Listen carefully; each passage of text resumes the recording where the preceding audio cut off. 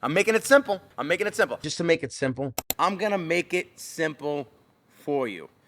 Hi everyone, it's Pastor Matt. How you doing with the Make It Simple podcast? We're here to make things simple for you in regards to the things that Christians often have questions about.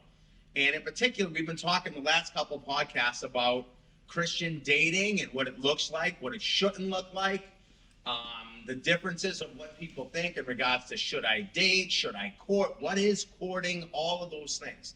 And we tackled that from a little bit from a guy's perspective and what a guy looks for in a woman. Now, with that being said, we talked about the basics of obviously the guy needs to be attracted to the girl. Check box number one. Then after that, is she a real believer in Jesus? Check box after that.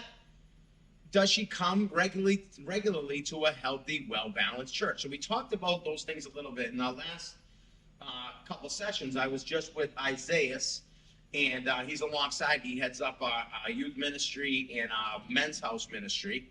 And we talked about from a guy's perspective, we got a little bit deeper in the sense that what guys look for in a girl, if all those boxes are checked, yes, she's a believer. Yes, she comes to church regularly, all those things, she serves, all that. Then we talked about what guys look for after that. We talked about things like, well, does she want to be the center of attention all the time? Is she louder than everybody? Guys are a little bit taken aback by that. So we talked about some of those things. We talked about, other things that guys look for and like and don't like. And one of the things they don't like is if a girl's often flaunting herself a little bit too much on social media. Now, again, everybody has their own preferences, well, what's too much and what's not. But those are things Isaiah's talked about last time. So we said we're also going to give the ladies a chance to talk about what they look for in a guy. And I have Hannah alongside, future to be Hannah Casey in the future. She'll not ring to everybody. Very nice. Very nice. So she obviously found a guy, or he found her better. And,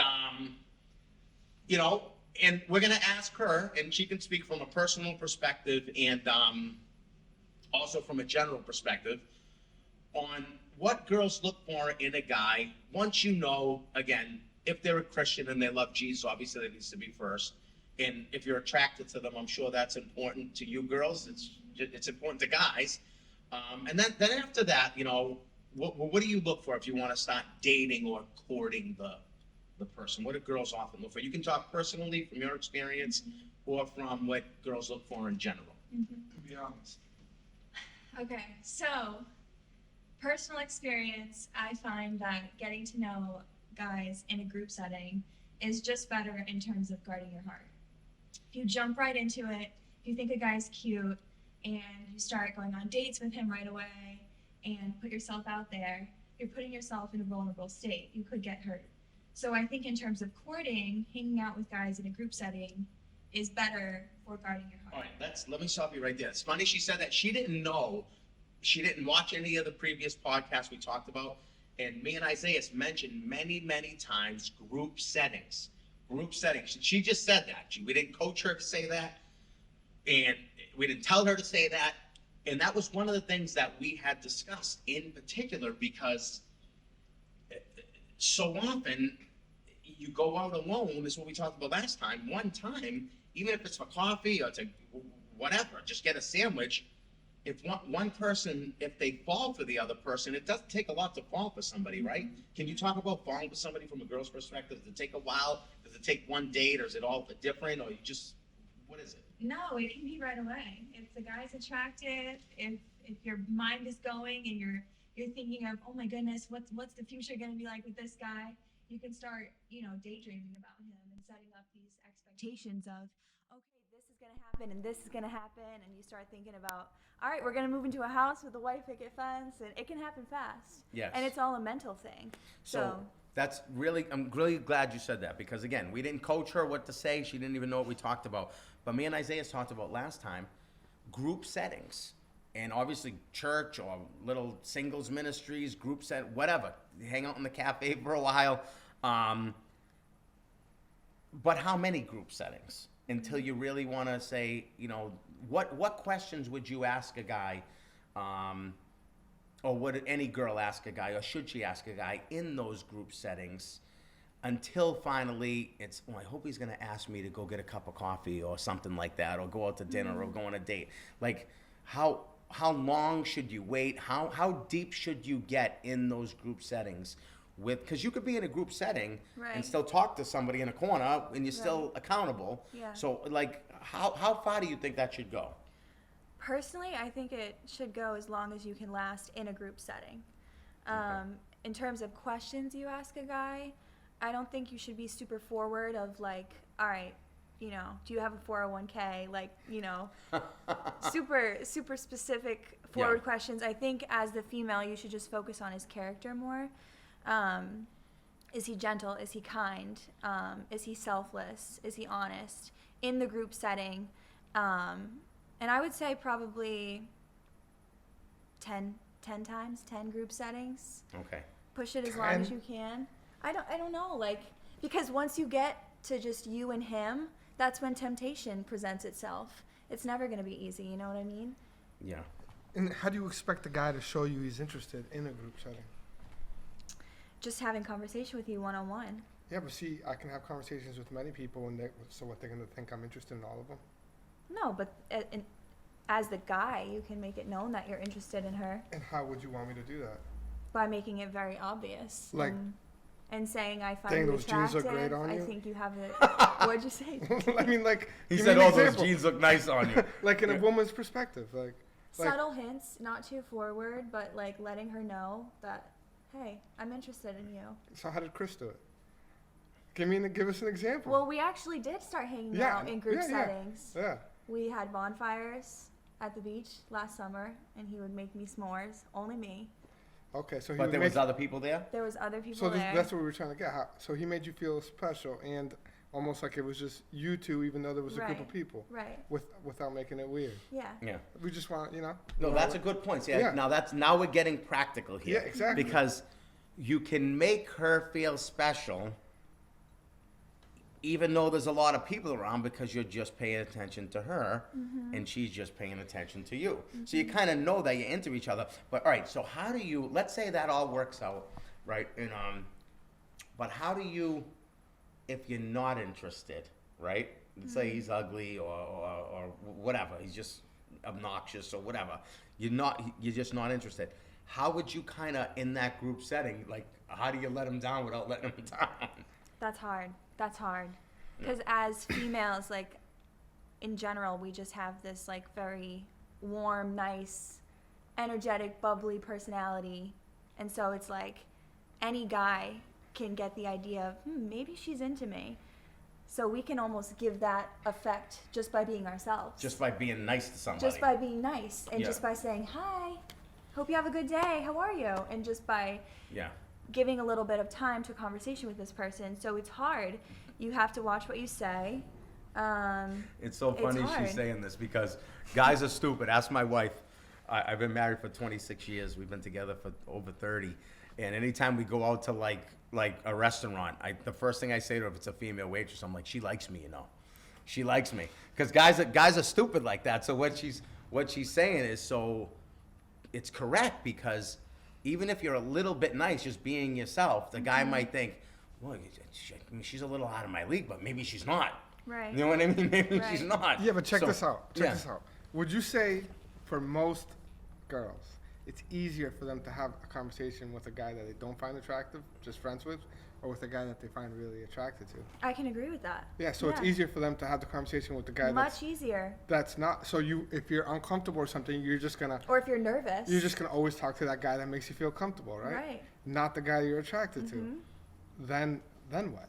So how do you? That's How do you when want you that guy- as the female have to have discernment of, I can't be leading anyone on because my future husband's out there for me. No, but it's usually just, oh, he should know. No, but what about this No, though? I wouldn't say that.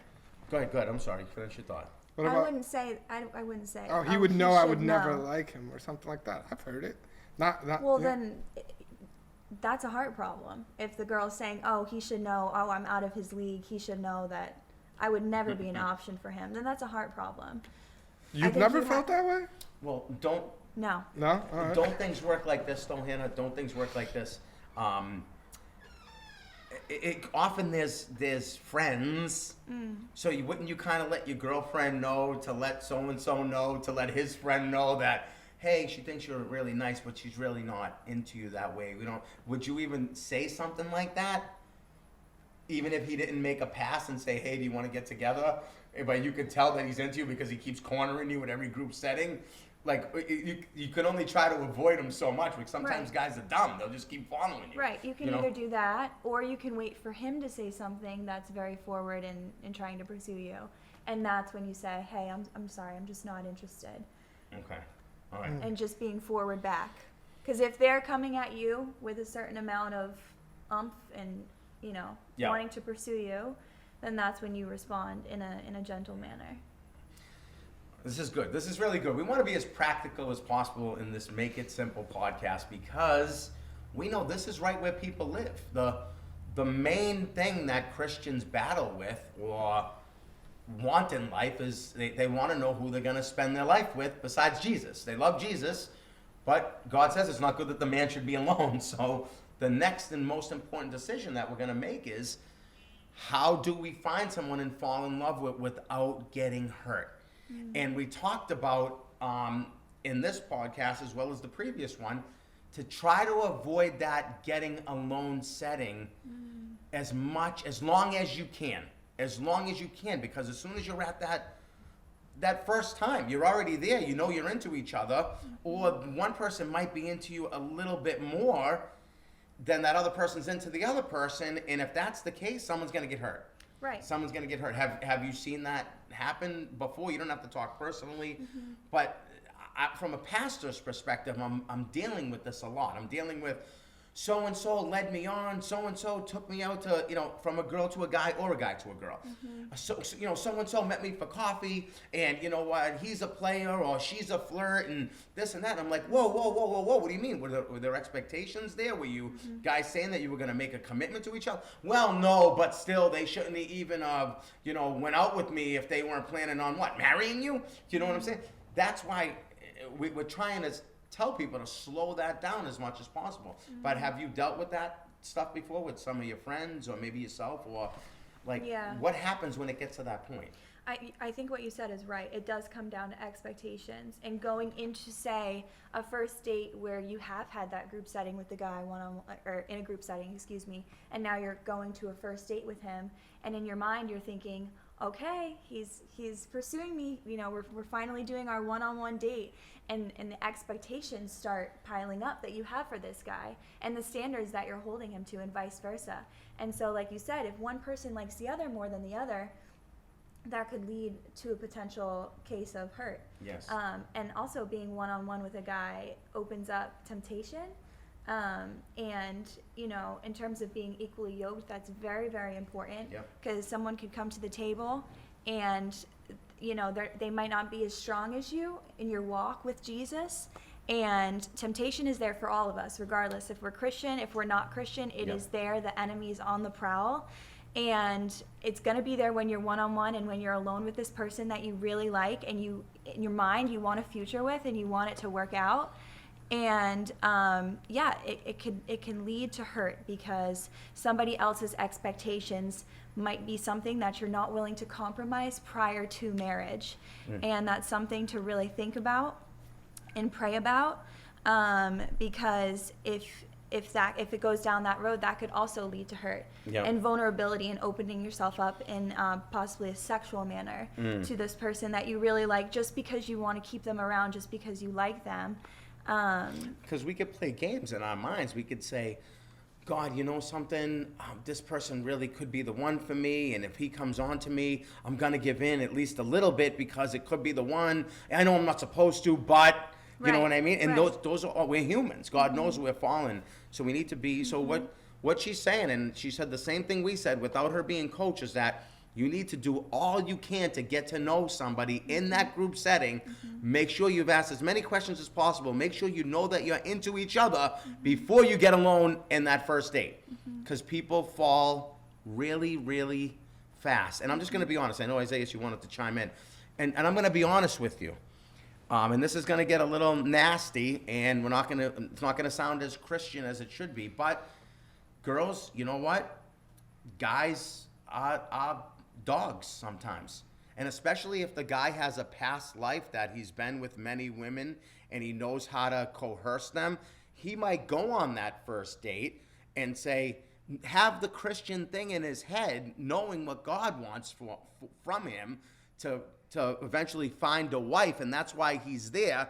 But while he's there, he could be doing this. He could be saying, hey, you know something? I am into her a little bit. She's kind of good looking. She's kind of nice, but you know, I'm not really sure. But I wouldn't mind sleeping with her. You know what I'm saying? So guys think like that. And I'm sure sometimes girls think like that too, but more so guys do. So girls, you got to be careful. That guy could have been with 20, 25, 30 girls, and he's just started doing the Christian thing for a year or so, and he's trying to do right by Jesus and love Jesus, and then he starts to realize, hey, we're all just sinners here. You know what? I don't need to keep my God up that much. Hey, I got to know this girl. She's kind of pretty. She's a Christian. Hey, we're going to live happily ever after. I don't know if she's good looking enough for me. Maybe I'm not good looking enough for her. Oh, well, it doesn't matter. We'll go out. We'll get to know each other. Yeah, I don't want to spend the rest of my life with her, but hey, I wouldn't mind getting her into bed. Mm-hmm. That happens.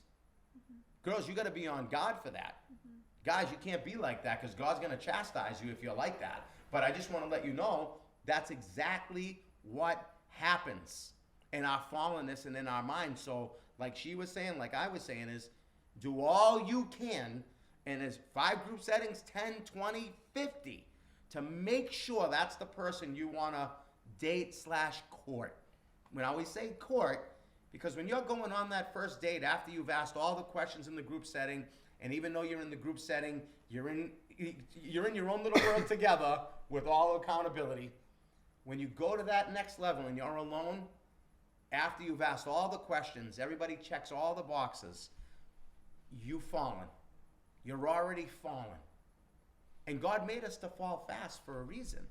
He doesn't expect us to date for 20 years and then get married. That's ridiculous. God didn't make us that way. He made our bodies to change at a certain time, and then after that, he made us to exercise some self-control, and then to find somebody and, hey, get married. He didn't make us to mess around for 10, 15 years. I'm not judging you, those of you who have done that, but now you can start over, but put these safeguards up. So get as much as you can out of those group settings before you go to that first date. Because that's what could be going on in people's minds. Isaiah, I know you had something to chime in on.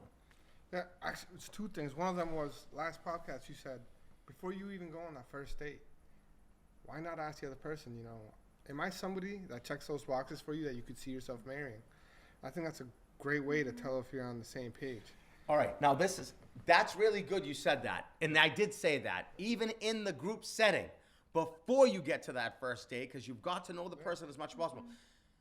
Now, the only problem with that is, culturally speaking, that might freak a girl out. Well, then that might freak a girl out. Maybe she's not ready for it. Maybe she would have to be. If she hasn't fantasized about you already being her husband, she probably doesn't like you that much. Do you think that would freak a girl out if they weren't, like, they don't have much biblical background yet or whatnot? Yeah. Maybe. Well, I think it's a case-by-case basis. Yeah. Someone might be like, wow, he's so forward. Like, thank you, Jesus. Like, I've been praying for a guy like him who's looking for a wife, you know, and all that. But another girl might be like, oh, I actually need a few dates to get to know you a little bit more. Well, not asking her to marry you, but like, would I be a person? I don't even want to. I wouldn't yeah. even go on a date with somebody if I don't think she would make a good godly wife. Or how would you know she's going to be one? By going on those group settings, by seeing her go to church. Is she serving? Is she doing this? Is she doing that? How does she treat her friends? So I don't know. I think that question, now thinking about it more, might be a little too forward, because that almost sets you up for hurt if it doesn't work out. No, what do you mean if it doesn't? Like, well, what if she came back and she was like, yes, I do see you as a guy that I could marry? Then it didn't work out? And it didn't work out. Isn't that a chance that you take, even when you enter a marriage? Correct. It is a chance that you take, but you're also putting in your mind, this girl said that she could potentially marry me, and having also your own expectations going into the first date. Yeah.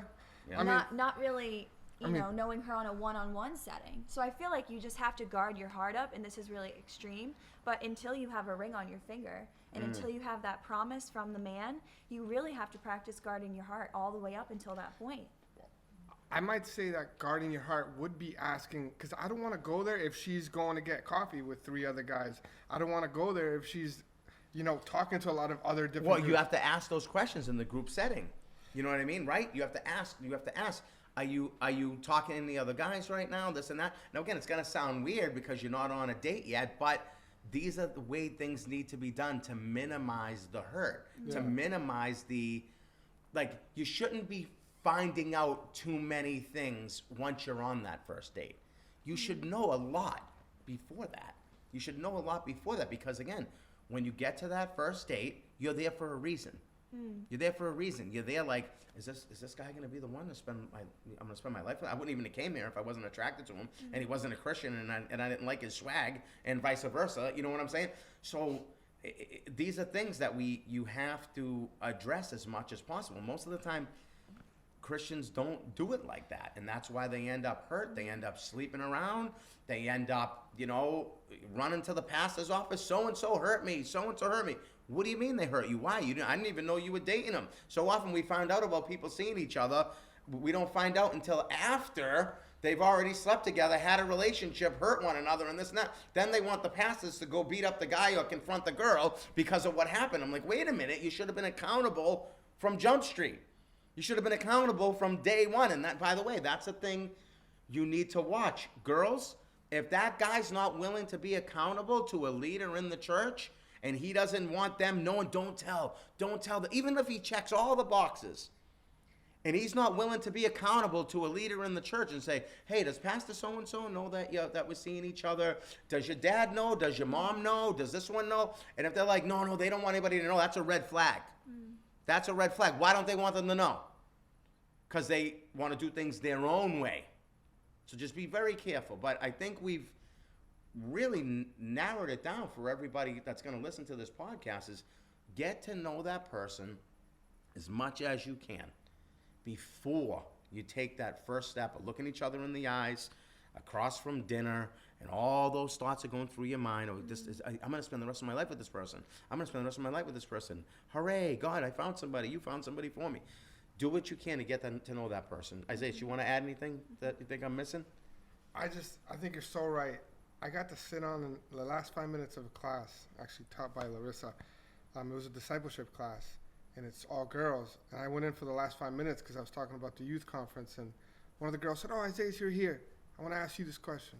This is what she asked me. She said, why do guys play with us? Like she meant play with their emotions and play with this.